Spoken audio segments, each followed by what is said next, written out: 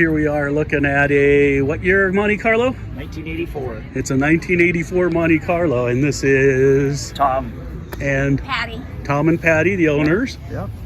Tell me about what you got in the engine. Well, just put this in. This is a 383 stroker crate motor, about 420 horsepower and about 460 foot-pounds of torque. So That's all? It's a huge upgrade from the 180 horsepower it came with new, you know. So, and I just wanted to keep it clean and, you know, just detail it. You just don't see too many of these cars, you know. You don't. And the cool thing is my mom and dad bought this brand new in 1984. This was their daily driver.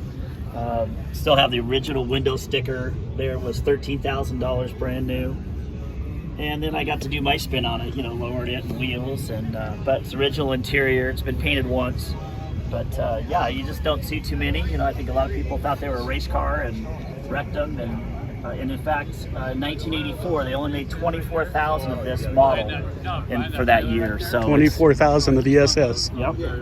With the high horsepower motor of 180. Yeah, I think it had 180 horsepower off the factory floor. And it actually did pretty good in its day for what it was. But yeah, my mom loved this car, and like I say, it was their daily driver, and I don't never blame been wrecked. No, you know, no major Let's take a damage. look at the stance on it. You lowered it a little bit, you said? Yeah, I dropped the front and the back. I think I dropped the front 2 inches.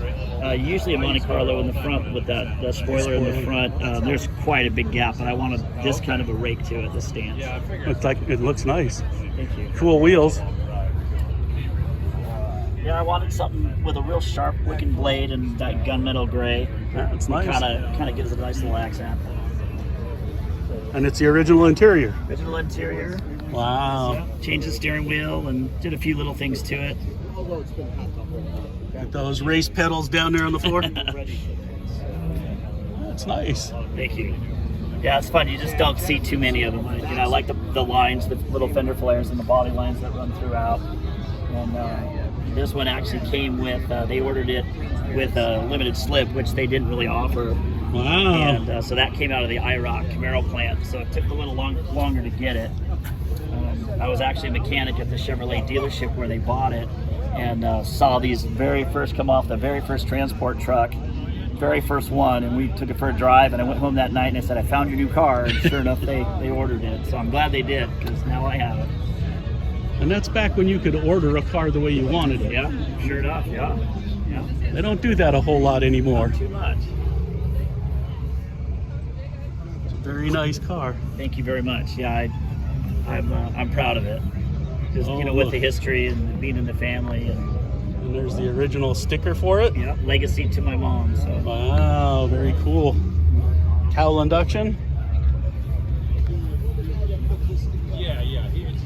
Very cool.